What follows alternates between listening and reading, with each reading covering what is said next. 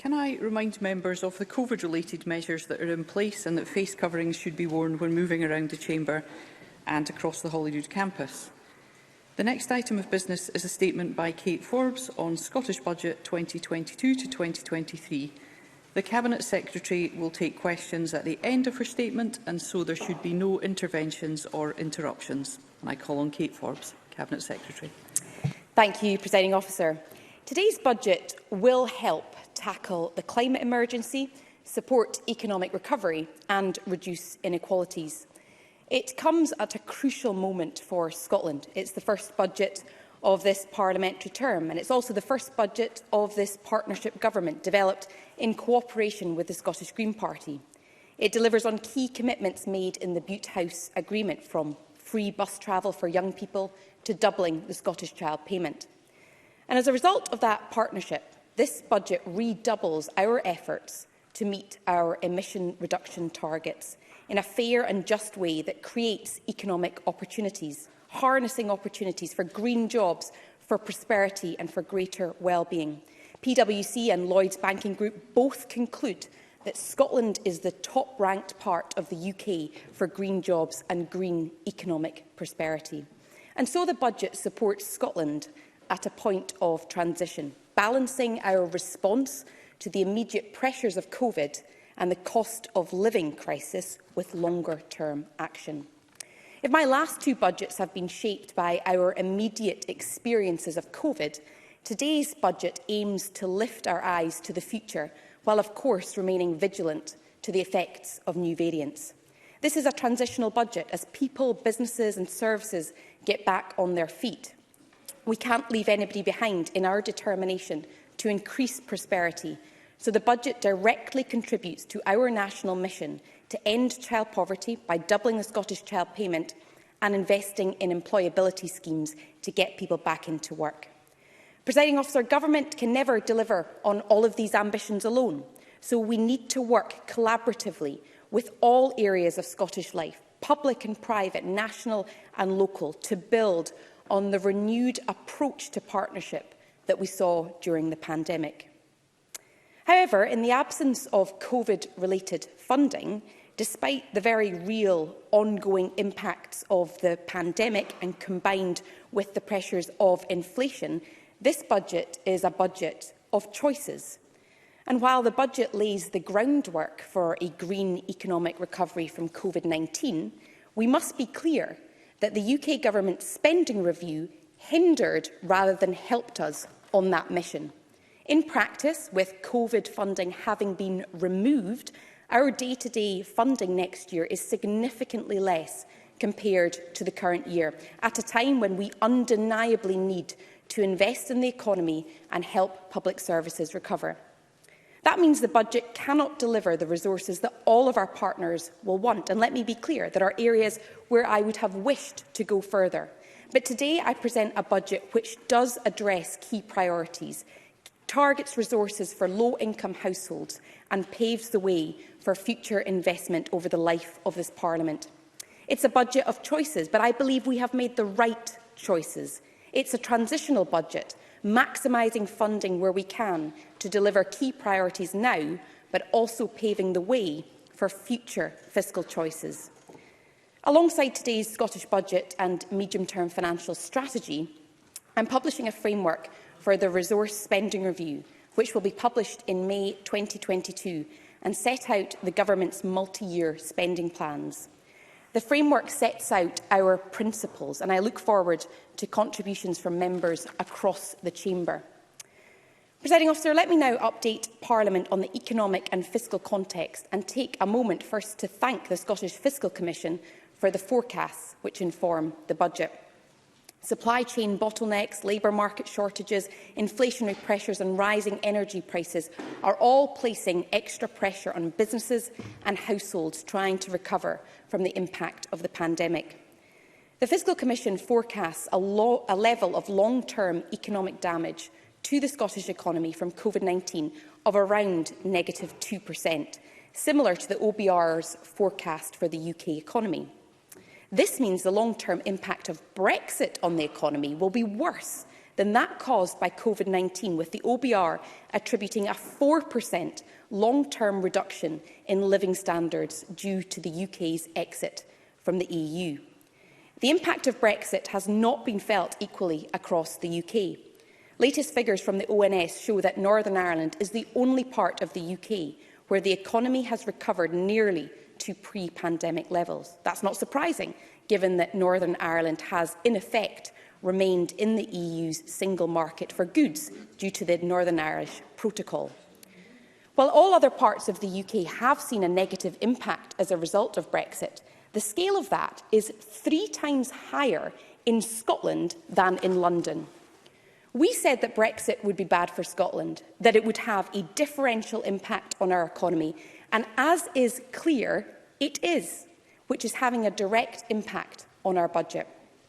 Be under no illusion, the budget I'm presenting today is smaller than it would have been if it wasn't for the impact of Brexit on our economy, a Brexit that has been imposed on Scotland against the express wish of the people that live here.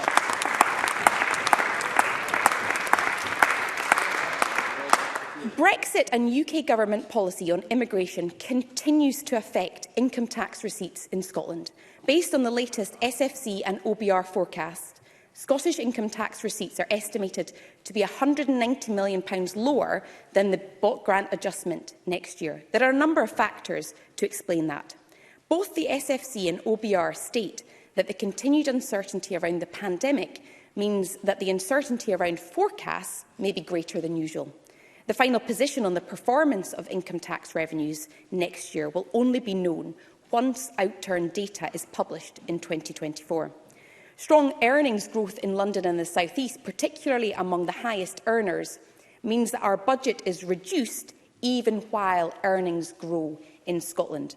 That issue is accounted for in the Welsh fiscal framework, but not in ours, and we're clear that it must form part of the upcoming fiscal framework review. Rising inequality in England should not see Scotland's budget reduced. But ultimately, without full control over economic policy and immigration, which the UK government refuses to give us, we don't have full powers to mitigate the effects of Brexit, to secure a green economic recovery from the pandemic, and to raise the revenues that our public services need. Despite all of that, there are reasons for optimism in the Scottish economy. The Fiscal Commission now forecast our economy will recover to pre-pandemic levels by April to June 2022, almost 2 years earlier than forecast at the previous Scottish budget in January. Although they're expecting a peak unemployment rate of 4.9% at the end of this year, that's far below the 7.6% forecast at the time of the previous Scottish budget. And I've taken these forecasts and the overall state of our economy into account when setting tax policies for the year ahead. I'm proud of the consultative approach that we take to taxation in Scotland. We consulted widely in advance of the budget and met with a broad range of stakeholders. We'll maintain our progressive approach, which we will reinforce when we publish Scotland's first framework for tax. And of course, I recognise the ongoing need for stability and certainty for taxpayers at this time, as well as targeted support as a foundation for recovery. For businesses, over the last 2 years, I have delivered 100% rates relief for the retail, hospitality, leisure and aviation sectors. And unlike in England and Wales, we didn't cap the level of support available at any time during that period. We were also the first government to offer the certainty of our relief in 2021-22 when businesses need it the most. On the 1st of July 2021, this year, when retail, hospitality and leisure businesses in England started paying rates, their equivalents in Scotland continued to receive 100% uncapped relief for a further 9 months. Those decisions, along with our unprecedented decision to cut the poundage at the peak of the pandemic, have saved businesses in Scotland around £1.6 billion through the rates system alone since the 1st of April 2020. Recognising that we have offered the most generous rates relief anywhere in the UK for the last 2 years, and the importance of phasing the return of rates liabilities, rates relief for the retail, hospitality and leisure sectors will continue at 50% for the first 3 months of 2022-23, capped at 27.5 £5,000 per ratepayer. That will prevent a cliff edge for businesses in those sectors. I will also continue to offer the lowest non-domestic rates poundage in the UK at 49.8 pence, delivering a below-inflation uplift for the fourth year in a row, in addition to having the UK's most competitive package of annual reliefs worth £745 million. I have heard the calls to support small businesses in particular and our high streets. A small business with a rateable value of less than £15,000 on a Scottish high street will continue to pay no rates for the entirety of next year, irrespective of what sector they are in, through the Small Business Bonus Scheme.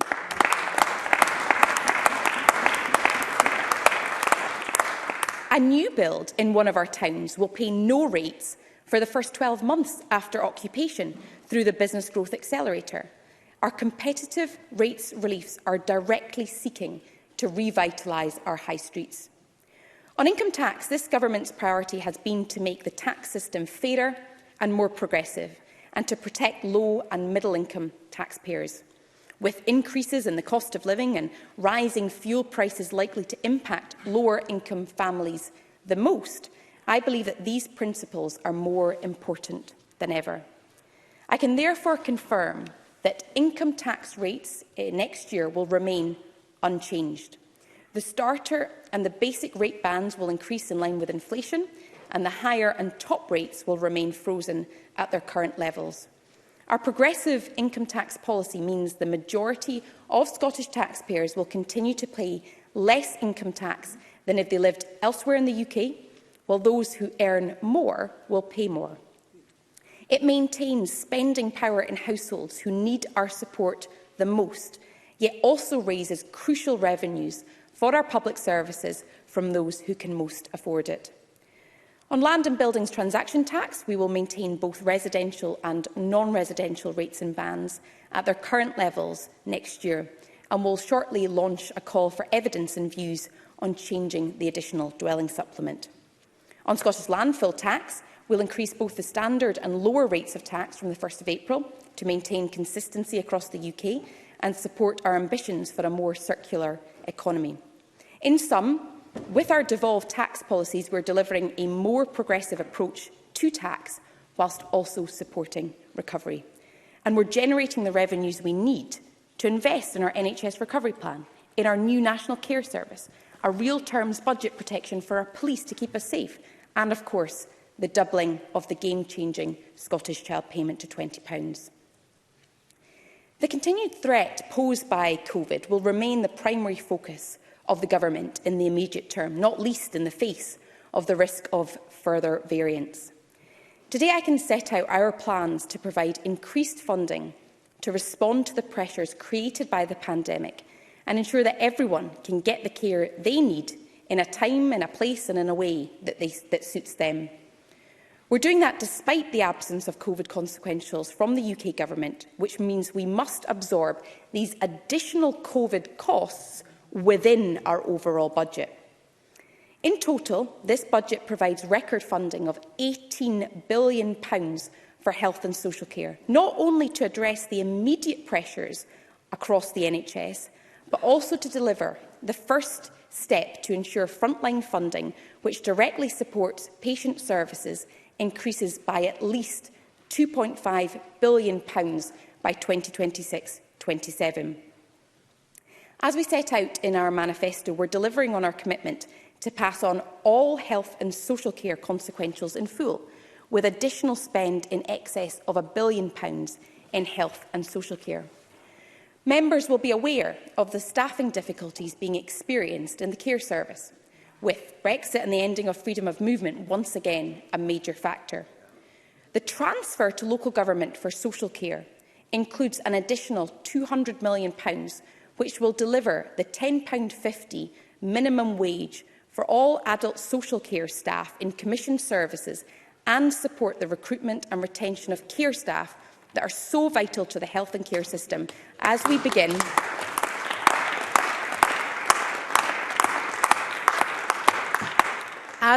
the process of creating a new national care service over the course of this Parliament. The overall package provides £1.2 billion for mental health, taking forward our commitment to ensure direct mental health funding increases by 25% and that 10% of all frontline NHS spend goes to mental health by the end of this Parliament. We also reaffirm our commitment to keep the promise, which will see the establishment of an initial £50 million whole family wellbeing fund to provide person-centred, holistic support for children and their families. That funding will build during this session as capacity and capability for transformational change builds in the sector. The budget also deepens our partnership with local government. It delivers a settlement for local government that recognises the leadership role that councils play in their communities and their part in delivering a national recovery. It provides increased resources for social care and education, ensuring the continued delivery of vital local services across Scotland, while working to increase the fiscal autonomy and power of local government and put more say over how local budgets are raised in local hands. That includes record increased investment in teacher recruitment, supporting the recruitment of at least 3,500 teachers and 500 classroom assistants over this Parliament. Presiding Officer,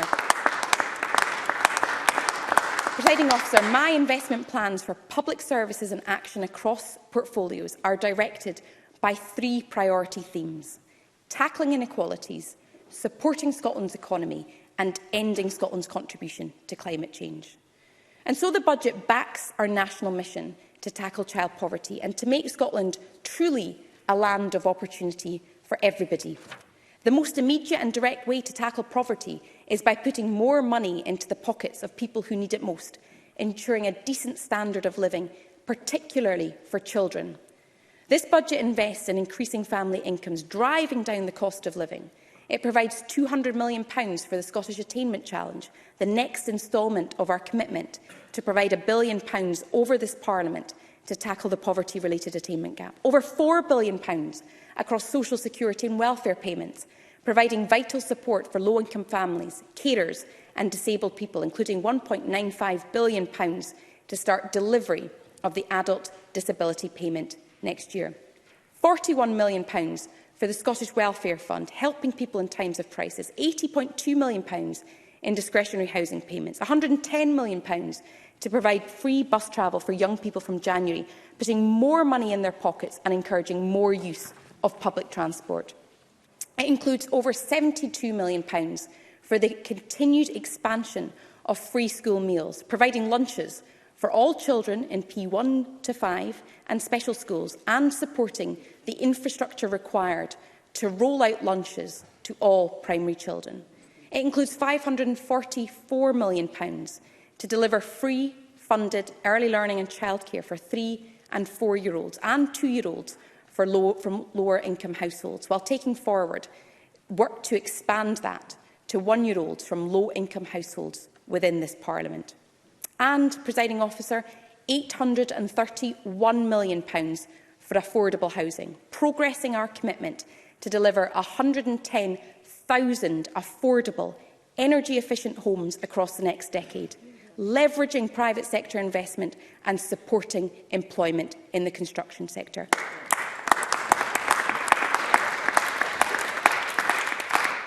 Presiding Officer, there is no question but that these measures will make a big difference. But we can and must do more. I know that there's consensus in this Parliament for greater action to tackle child poverty. And it's right that government stretches every sinew to do so. And that means we have to make hard choices elsewhere in the budget where necessary. We do so in order to fund the most ambitious anti-poverty measures anywhere in the UK and to respond to the UK Government's decision to scrap the £20 uplift to universal credit. This budget delivers not just on the pledge in the programme for government to double the Scottish Child payment to £20 per week, but, as the First Minister announced last week, we will bring forward that commitment to April 2022. Presiding Officer, that is nearly £200 million in next year's budget going directly to lift children across Scotland out of poverty.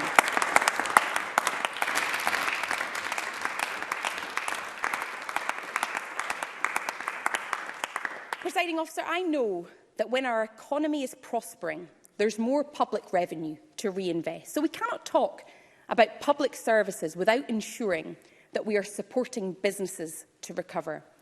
And this budget invests in Scotland's ambition of being a well-being economy, an economy that enables successful and profitable business activity, entrepreneurship and innovation, but is also environmentally sustainable and supports all parts of Scotland to thrive. We know that the biggest challenges facing businesses right now are labour shortages, rising costs and inflationary pressures. Our budget seeks to respond to each of these, to invest in skills and employability, to make catalytic investments which regenerate areas and boost trade and keep costs low. That will be a long-term process, and I'll shortly publish the Government's National Strategy for Economic Transformation to provide the vision and the leadership for the longer term. But it's a process that also starts now with this budget, because today's budget provides over £205 million in capitalisation for the Scottish National Investment Bank, helping it deliver against its missions of supporting Scotland's transition to net zero, building communities and promoting equality and harnessing innovation. Scotland's geographical diversity is one of our great economic strengths. I can confirm investment of £51 million in rural services and islands, including activities linked to the National Islands Plan and introducing a new Islands Bond Fund.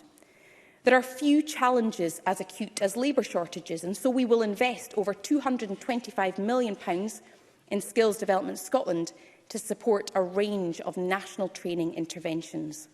The budget allocates nearly £2 billion to Scotland's universities and colleges, delivering high-quality education and training. More generally, I'm providing more than £370 million to support our enterprise agencies and nearly £50 million to Visit Scotland to strengthen key sectors like tourism to promote innovation and achieve sustained success in new and emerging markets.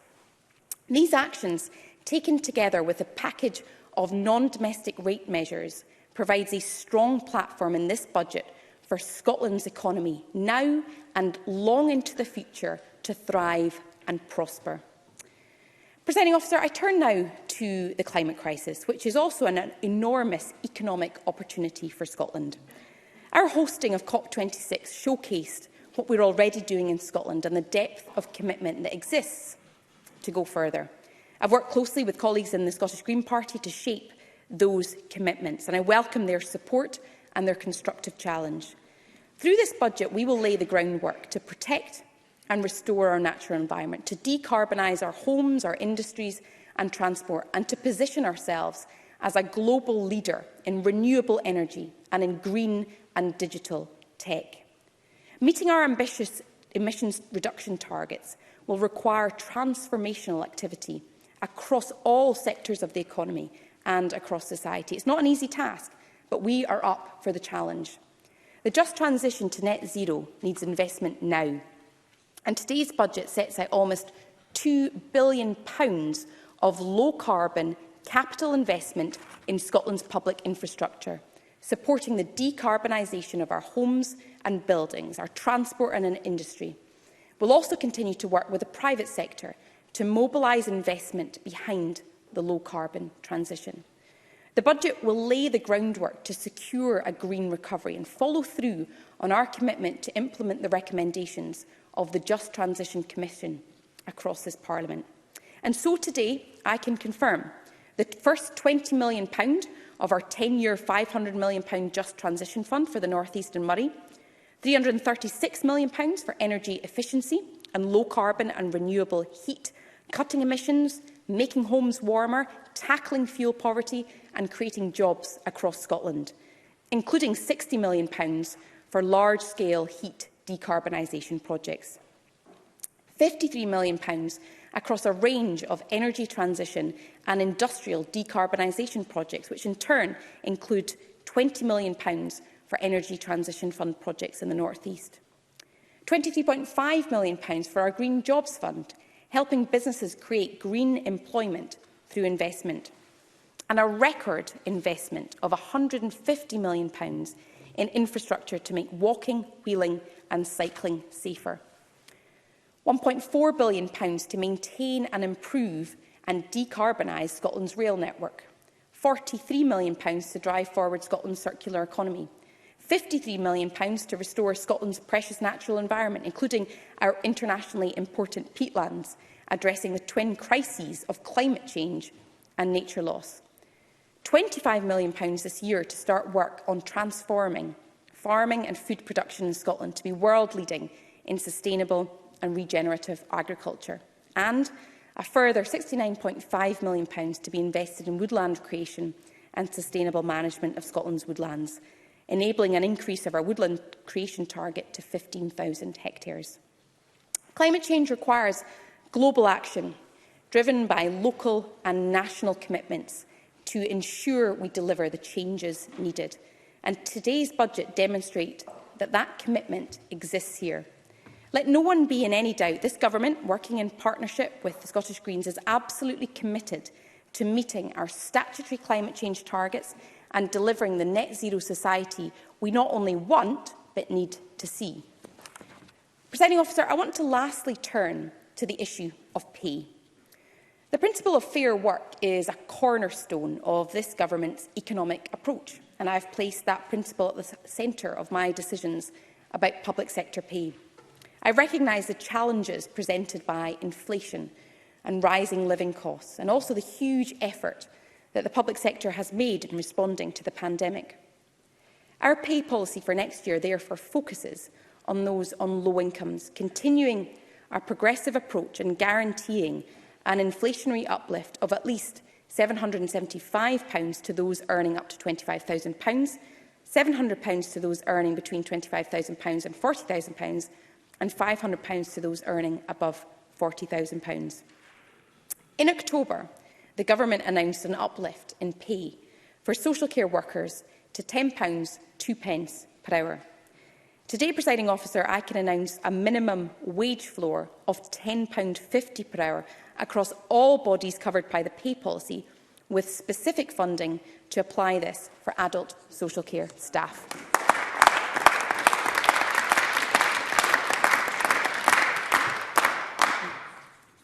Targeted support for many of our lowest paid staff across the public sector is hugely important, and this budget delivers that.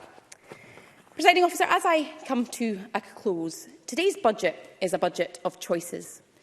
And we have chosen to tackle child poverty, to invest in the transition to net zero, and to boost economic prosperity.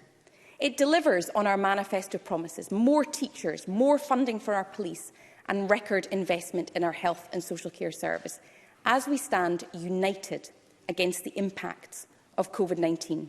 It's a budget for households facing a cost of living crisis, targeting resources at low-income families and making bold choices to address the devastating impact of child poverty. It's a budget for our businesses and our workers, with further financial support for enterprises now and a clear plan to achieve longer-term prosperity. And it's a budget for a net zero future that once again shows Scotland leading from the front in the defining mission of our generation. And, Presiding Officer, I commend this budget to Parliament and to the people of Scotland.